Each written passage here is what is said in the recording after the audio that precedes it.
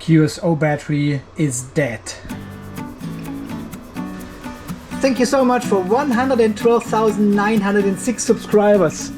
And welcome back to the Off-Grid Garage here in super sunny. Look at this beautiful and nice mix of cloud and sun.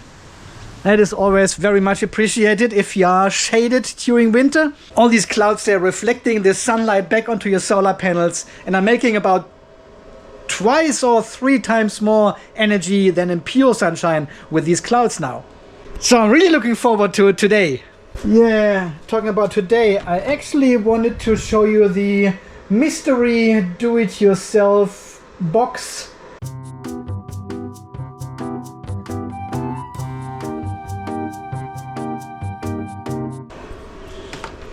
But it is a bit of an emergency here. I checked all my batteries yesterday, last night, as I usually do regularly, turn them all on, as long as they are parked here until the battery room is ready and I can move back in. So I turned them all on, checked the state of charge, and more importantly, checked the single cell voltages. And they're all fine, they're all good, except of this one. This one doesn't even turn on anymore.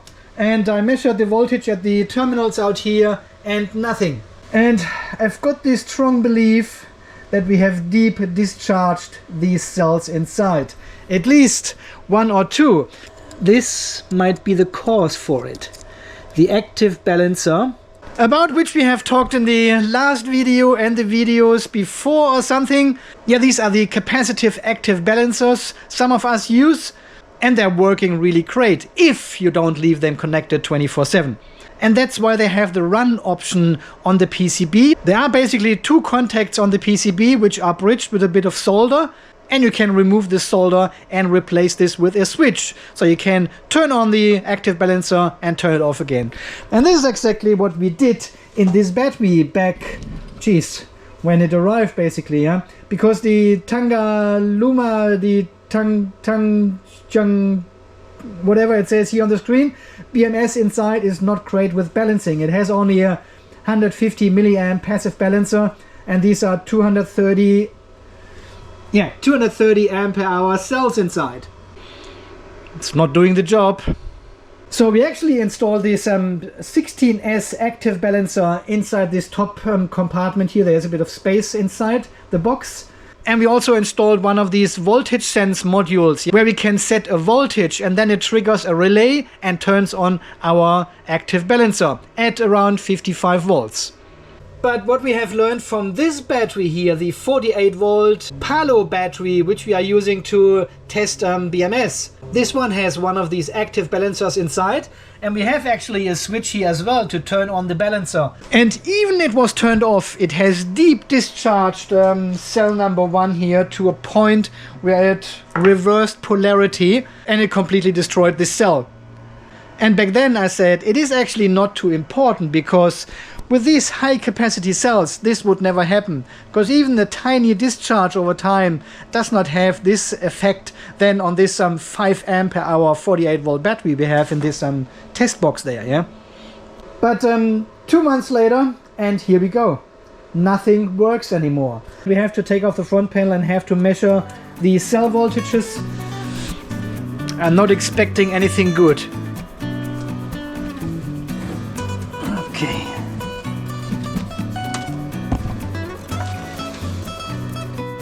So, and this is the QSO battery, 230 ampere hour batteries here from EVE inside. And up here you can see the active balancer here. And it is still connected to all the cells, but there is the module measuring our voltage over here, and it is actually turned off. Wow. I don't hope the voltage is so low. So you've got main positive over here, main negative over here, and then all the cells as usually. So let's measure and see what's going on. And we have a pack voltage of 2.8. What? We've got 2.8 volt pack voltage. Oh my god. Okay, let's measure here cell number 1, which has 130 millivolt. Cell number 2, 46 millivolt. Cell number 3, 160 millivolt. and so on, I guess. That makes all in total. I guess this battery is toast, huh? I checked it probably 2 months ago or something and everything was fine. It was still sitting on about 10% state of charge. But obviously now all the cells are completely, deeply discharged, far under 2.5 volts. That is not great. Okay, my friends, I have now connected the adjustable power supply to this 2.8 volt battery pack here. And we want to charge it up, of course, and see what's happening. So, half an amp. Now we can go a bit more here. Come on. 2.5 amps. We are at 6.8 volts. Let's see how the voltage rises. 11 volts. Comes back up quickly. Let's see if we can turn on the BMS at some stage. Here's our module. Shows us 16.5 volts as well. This module basically turns on the active balancer here. The display turns off after a while. But of course this voltage sense module uses some power as well. So there might be some, I don't know, 20-30 milliamps or something coming from the battery into the active balancer and also this voltage sense module. And over time, over the months sitting here now, it has completely deep discharged this battery. So that is not great. 17 volts. Okay, I have to increase the voltage here again. You can basically go all the way up. Oh man, that's not good. Let's just measure a random cell here and see what it says. 1.5 volts. This one down here, 1.7 volts. Yeah, 1 volts. They're all coming back. Nice. 1.8, 1.2. Oh jeez. What am I doing? I'm such a noob. I talked about this issue with the active balancers for the last, I don't know how many videos. And I totally forgot about the QSO battery here, having such an active balancer and the voltage sense module as well. And now look at this shit here, 24 volts only. Rising very slowly. Okay, let's leave it running here for a while and see when the BMS actually turns back on. And then we have to fully charge this battery, monitor all the battery cells and do a capacity test and see if we have done any damage. I'm not sure for how long this battery sits actually there with 2.8 volt pack voltage, but I guess it doesn't matter for how long if it's at 2.8 volt pack voltage. Pack voltage. That is not good. Okay, we have now reached 36 volts and let's see. Yes, yes, we've got a reading of 36 volts. No way. So I think 2.5 is the highest cell and 1.49 is the lowest cell. 13 degrees only. No wonder the battery is so low. And 0 amps, of course, because we are bypassing the BMS at the moment while charging. Okay, I have now closed the battery case again, because the BMS is working, connected the power supply to the terminals. But I probably shouldn't have done this because we've got a voltage differential alarm, we've got a cell low voltage alarm, we've got a pack low voltage alarm. And obviously the charge MOSFETs have turned off at the moment. So I'm not getting any juice into this battery. We probably should turn on the active balancer to get rid of this voltage difference alarm. Let's see if this makes a difference. God, how does it work? I cannot find this setting where we actually set a voltage difference alarm, because we've got a deviation of 1.47 volts. Okay, I guess I have to open the case again and keep charging the battery manually until some of these alarms here have disappeared. Ah, found it. It is under alarms, of course. And then all the way down there is a voltage difference start at 800 millivolt and voltage difference stop at 500 millivolt. Okay, if we change these to 1800, right. Yep, seems to be good. So this should actually disappear now unless we are over. No, we are not. Alright, let me restart the BMS to clear this fault. Now it doesn't turn on anymore. We must be under the threshold, so BMS doesn't start again. Damn it! Yes, we have success. The cell differential alarm has disappeared now and the charged MOSFETs are on. So we can actually connect now the power supply to the outside terminals, and these ones will disappear over time anyway. But then we can see also the current here in the BMS. So let's try it like this and we should see, yes, close to 5 amps into the battery now. So we just need to fully charge it now, I guess. Well, I want to get rid of all these alarms and have a look at the cell deviation is coming down. Oh, cell number 3 is still under 2 volts. I hope it recovers, because these bus bars in this battery are all welded to the battery terminals. There's no way I can replace one cell here. So hopefully cell number 3 comes up. It is increasing. Okay, let's give it some time and see what happens. Alright my friends, I have now connected the QSO battery to our Powerwall 2 point something. It is charging from the pool fan system at the moment, and I've also turned on one of these batteries in parallel because they are on 51 volts at the moment, so around 10% state of charge, and they are feeding power into this battery as well to charge it up as quick as possible. Unfortunately, we have triggered an overcurrent protection. So the current limiter of the Jangbangda BMS has kicked in and we are now charging with 20 amps. So our battery should be full in 3 or 4, 5 hours. Let's say 5 hours. Very quick look here at the BMS app again. So charging at 20 amps with the current limiter on at the moment, and cell number 3 is still our lowest cell as expected. But deviation has come down to 150 millivolt now, so all the alarms have cleared. You can see here the overvoltage current protection. But this is rechecking every, I think, 10 minutes or so.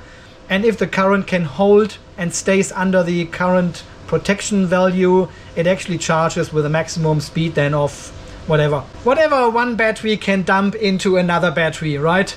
So at the moment, this is all coming from solar. We just need to keep an eye on cell number 3. So we are now at 54.5 volts. That should be 95% or something.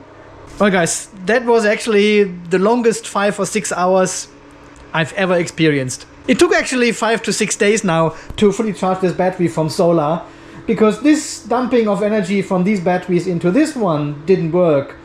They are only at 15% state of charge, so they've got like 51 volts. And at the beginning, the QSO battery was lower, so the actual energy transfer worked. But obviously the voltage rose quickly in the QSO battery, and then there was nothing going from the Google tower into the QSO battery. So I was solely reliant on solar power from the pool fan system, and this took like, it is almost weekend now. So we had 54.4 volts now, charging with 7.5 amps from solar, and the deviation is 17 millivolt only, but we are still in the flat part of the curve, so we are just getting out now 54.5 volts. And cell number 3 was our lowest, but it's changing across the board here, so I'm not too worried about it. Alright, let's wait until we are at 55.2 volts. This is what we have set up. You can see here the Victron system sits on 55.2 volts. This is what the BMS requests from the charger. So it may take another half an hour or so until we are at 55 volts. We are pushing now, 18, 19 amps. Voltage rises, but we are not absorbing. As soon as there's a cloud coming or something, the voltage goes down again. It's not sticking, so the cells have not absorbed. State of health is 100%. That's good, that's what we want. I really hope we haven't damaged this battery, really. Alright, once we have reached the 55.2 volts, we will see what the deviation is and then slowly increase the voltage to a nice top balance. Oh, the balancer just comes on here, the passive balancer. We're obviously at 55.2 volts now. And with this BMS here, there's no float voltage or something. It reaches the charging limit of 55.2 volts, and then basically it keeps the voltage forever until the sun goes down. But from what I can see here, all the cell voltages are coming together equally. There's not much deviation at 55.2 volts. So I don't think we have any issues with the battery, and hopefully no damage. But we can only find out with a full capacity test. Okay, my friends, this stupid Tangaluma BMS here has reset to 100%, and then it turns off the charge MOSFET. So it actually stops physically charging, and what happens? The voltage drops again, right? And I really wanted to keep it on 55.2 volts, so it can actually top balance and can get cell number 3 up to the same level as all the other cells. And then you have to discharge the battery for a short moment to actually enable the charge MOSFETs again. So that's what I just did, and now we are at 3.4 volts with cell number 3, and it may take forever now to top balance. Well, the active balancer inside the battery is actually active now and is balancing. We've got like 88 millivolt deviation now, and this could take hours, right? I could potentially wait until tomorrow morning and then the battery would be balanced at 55.2 volts. I could also increase the voltage now a bit, so the deviation is actually getting larger, and then the active balancer is working more efficiently and balances the cells faster. The charging current is also on 0 amps, so there's nothing going into the battery anymore, and cell number 3 is only getting charged from the active balancer now. And that's why it takes so long, right? A knee active balancer would be actually far more efficient now, because it can harvest all this energy from the other cells and then push this into cell number 3, yeah, with 4 amps all into cell number 3. And we should see the voltage then rising very, very quickly. But I don't want to install one in this battery here. This was actually the battery where we put in the voltage sense module and the active balancer with the capacitors on top. And it worked fine until I forgot to look after the battery here, and it completely discharged. So, what I want to do is now I use the adjustable power supply and we recharge only cell number 3 manually. Yeah, give it another 5 amps or something with a small power supply and just recharge it, so it goes to the same level as all the other cells, and then we can go from there and fully top balance the battery. So there's our battery, and I remember I have put actually these labels on top of this rail here to mark the battery cells. So cell number 3 is this one. Okay, let's double check this again. Negative. That's the correct voltage. Yeah, 3.385 volts. And it makes sense because the balance cable here says actually B3. So give it a quick tap here. Yep, nothing happens. Cool. This one to this bus bar. We should see here 1 amp going into cell number 3. Probably just increase the voltage here a bit. Alright, an additional 2.5 amps. Alright, let's have a look what's going on. 3.4 volts we have in cell number 3. And we should see the deviation going down now because cell number 3 is coming up in voltage. Alright, I guess let's give this another 20 minutes, half an hour or so, and we should be good. I don't know how many ampere hours are missing. We will see. Okay, and now after just a few minutes we already have the problem that cell number 3 is not our lowest voltage cell anymore. Now it is cell number 14. So I would need to get the power supply now and recharge cell number 14. And we have done exactly that how many times before in the past? And I hated it because it never stops. And this was the time before we actually used active balancers. Because afterwards then it is cell number, I don't know, cell number 5 or whatever then again, you know? So you're constantly switching the power supply to a different cell to recharge it manually. And the active balancer does this all automatically, but it takes some time obviously. So I would say leave it sitting here until everything is top balanced, and then I'll be back here on the channel. It may take a few hours, I don't know. Good morning my friends, and welcome back to the Off-Grid Garage. It is shortly after 7 AM in the morning. It's an early morning show, and I was actually up until 11:30, 12 o'clock last night to fully top balance this battery, but it was already too late to start the discharge test. So when I started the top balancing yesterday, it took about an hour, 1.5 hours to actually balance the battery. So it was not too much missing in cell number 3 to get it to the same level as all the other batteries. Yeah. At midnight, I turned off the charger. I had the adjustable power supply connected on 57 volts or something. So obviously the cell voltages are coming down now, which does not mean that the battery is not fully charged. We are still at 100% state of charge. Yeah, you can see it here, state of charge, 100%. It says that here on the screen, so it must be true. And this morning I was already busy here. I have removed the smart shunt from the Google tower and have connected it to the QSO battery here. So I start the vehicle charging now, and then we go until the battery is dead basically and see how much ampere hours, kilowatt hours we get out of it. And we also want to watch cell number 3 and cell number 14 it was. These were our lowest cells when we discovered the low state of charge of this battery, the low voltage. So we need to keep an eye on these batteries and see which one is the lowest then when we discharge, or during the discharge already. So without further ado, let's go into the vehicle charger. We're sitting on 10 amps manual, and we click on start. We go into Home Assistant, we turn on the Phoenix inverter, and this should do the magic trick. We're already discharging a bit. Phoenix inverter is on, green light. I can hear the Phoenix inverter ramping up. So we're discharging, or we are charging into the vehicle 2.2 kilowatts, and we are discharging the battery with 25 amps only at the moment. Okay. Okay, so we need to turn this one up to 10. So we're getting 10 amps into the multiplus from the Phoenix, from our battery. And now we are seeing 40 amps, 41 amps coming from the QSO battery. That's what we wanted. So 13 millivolt deviation, and we can see the green number is going back and forward across all the cells. Number 4, number 11, number 8, number 4 again. So it's changing within our range of batteries, which is good. It doesn't stick to one battery, and which is then the lowest all the time. And the same with the highest cell. So we've got a good mix of high and low cells in the pack now. That looks very good to me. 40 amps, 230 ampere hours.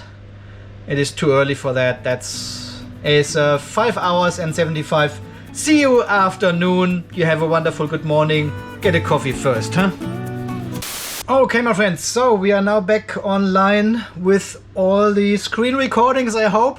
So we're having a look at the BMS first, so we can see cell number 3 is indeed our lowest cell at the moment. We've got 250 millivolt deviation, so which is quite high, but we are very, very low already. We are at 1.9% state of charge, the BMS claims. And I'm not sure, I put the information here on the screen, which cell was the lowest in our first initial test when this battery was new. Was this cell number 3 as well, or another cell? I can't remember. We've got a state of charge low voltage alarm. It's just an alarm, and a cell low voltage alarm. And as you can see here in the Victron system, it pops up as a warning. It is just a warning. All the MOSFETs are on, everything is working totally fine. It just pops out this warning. It's pretty good actually. Okay, smart shunt. We have discharged 218.2 ampere hours. That is a 230, right? Yes, 230 ampere hours. Let's have a look at the history. 11.3 kilowatt hours. And I think, what does it say? It doesn't say anything. 230 ampere hours. But we know from the Jackepa batteries, 230 ampere hours is 11.7 kilowatt hours, roughly. And we have now 11.3. So we are very close to the rated capacity and energy anyway. 2.7 volts, 320 millivolt deviation. Wow. Yeah, some of the cells are still above 3 volts. Discharging with 52 amps. I probably have to lower this a bit. So as the voltage is lowering in the battery, the amps are obviously going up because the power stays the same. 220.4 ampere hours. So we are actually 10 ampere hours short to what the rated capacity is. Okay, I'll probably turn it off now. It is at 2.5 volts now. There's nothing else coming anymore. So we go in here and turn off the Phoenix inverter. So the BMS doesn't have to disconnect it. And we can still see the stats here. 11.4 kilowatt hours and 221 ampere hours was the result. Okay, let me have a look at the older video, the first video we made about the QSO battery. I'll link this down below if you're interested. And find out what the capacity and energy was we measured when this battery was new. And hopefully it was similar, a little bit underrated, so we haven't caused any damage. Guys, welcome back to another video here from the Off-Grid Garage. That is so weird! I've got the same t-shirt as this guy. 18 kilowatt hours today. I think this is the worst result ever since So here I've got the result. The BMS has just turned off in this video here, and we have discharged the battery with 11.9 kilowatt hours and 230 ampere hours. So exactly the rated capacity and a bit more of energy. And cell number 16 was our lowest one. Yeah, but cell number 3 was not too far off. See, it has 2.76 volts, and here we have 2.63 volts. So, and all the other cells are higher. They're 2.9, 2.8. So cell number 3 was always the weak one as well, together with cell number 16. So I don't think we have actually damaged anything. Yeah, and don't forget this video is 2 years old, so the battery is actually 2 years old. It has done a couple of cycles here. I've used it a couple of times, but mostly it was sitting here at about 50-60% state of charge for the last 2 years. So there is a bit of capacity loss anyway. But yeah, but this guy is good here. He's good. He makes all these nice videos here with his screenshots and recordings and explains everything. Guys, thank you so much for all your support over the last 2 years plus. It makes a huge difference. Thank you very much. Yeah, so the problem with this battery was really I discharged it down to probably 5-6% or so and then left it sitting there. And obviously the cells are discharging themselves as well, about 2.5 or 3% a month. But I think what we have seen here was this active balancer here in the top, yeah, which is always connected with these cables to the terminals. Even that is deactivated by this voltage sense module here. The cables are connected and some of the electronic must still pull some milliamps and slowly discharges your battery much faster than the self-discharge of the cells, because I have a few batteries here which are sitting on 5, 6, 8% as well, and they are not discharging at all. And we have seen the exact same problem in the 48 volt 5 ampere hour test battery we have built a while back. It discharged the cells down to 0 volts basically, so it keeps pulling energy. Even the active balancer is disabled, but still physically connected to all the cells. So if you use these active balancers here, be very, very careful. If you have to store your battery for a longer time, make sure they are charged to 50, 60, 70%, and then you can safely turn them off for a couple of months, and this balancer won't have any effect on the discharge rate of this battery. These active balancers are really good and really effective with these larger capacity batteries, but you need to be aware that they are still pulling some sort of power, even they are disabled. Yeah, this is not a big deal if you use your battery frequently, if it's connected to your productive system, but if you want to store the battery, make sure you disconnect the active balancer completely before you do that. Or as I said, charge the battery to 60-70%, turn it off and check it every 4 weeks. I guess lesson learned, right? Hopefully there's no long-term damage here on these cells, but they should be fine. I'm recharging the battery now from solar again. Takes probably another 2 or 3 days or so, but I will leave it on 60%. Yeah, this is definitely something to be aware of. Okay, my friends, I think this concludes the test of the QSO battery now. So we got similar capacity results as 2 years ago. A bit of degradation will be in the cells anyway after 2 years, but overall it doesn't seem like I have damaged anything, but well, we have to do long-term testing with the battery and see if actually cell number 3 or cell number 14 will be always the lowest cell. At the end, we cannot do anything about it because these bus bars are welded onto the terminals of the battery, and there's nothing I can do to replace a cell or something. No, they need to be laser welded actually. This is nothing the Off-Grid Garage has. Yeah, and this battery still lacks a circuit breaker or a fuse. But I have actually here a pretty nice T-class fuse and it's fairly small in footprint. So I could easily install this one here in the top compartment and connect these wires to it. And we have I'll put a picture of this fuse here on the screen. It's a 150 amp T-class fuse with 10 kiloamp of breaking capacity. So this should be good to protect this battery or the cables afterwards from a direct short. I probably would put a circuit breaker in this box as well, just to act as a battery main switch. So in case of maintenance or fault or something, you can flick the circuit breaker and turn off the battery. But as we have seen in many of these pre-assembled batteries or do-it-yourself boxes, these circuit breakers are not the right size for the cabling and for the bus bars inside these batteries. So for this battery here, I would probably put 125, 150 amp circuit breaker inside, plus this T-class fuse here to protect from short current. But this will be certainly a topic for another video with the QSO battery. And we probably have to replace this Tangaluma BMS here with a nice JK BMS. Alright my friends, as always, thank you so much for watching. Thanks for all your amazing support here on the channel, buying me a beer or a smoothie, a coffee, or just donating a few bucks here to make these videos possible, and more importantly, to stay independent. So thank you very, very much for all your support, all your very nice comments. This is all very much appreciated and makes these videos here possible, as you know. Alright, until the next video guys, when we do something. Until then guys, you stay charged, stay safe, and thanks again for watching. See you then. Bye bye.